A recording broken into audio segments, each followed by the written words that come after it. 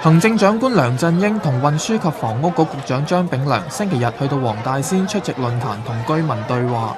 梁振英到場之前，場外已經有一大批示威者聚集。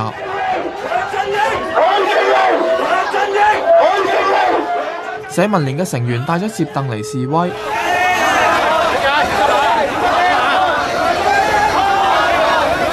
下晝大約1點鐘，梁振英嘅座駕喺警車護送之下駛到會場，大批示威者隨即湧上包圍梁振英。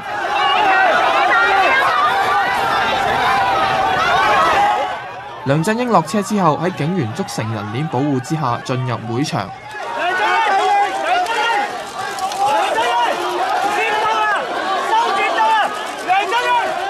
論壇結束之後，梁振英離開嘅時候，同樣被示威者包圍，有人向佢掟紙飛機。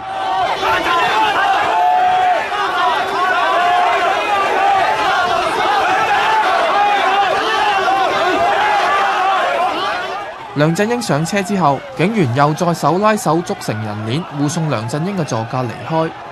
示威者衝擊警方嘅防線，雙方發生推撞，期間有示威者同警員被推倒喺地下。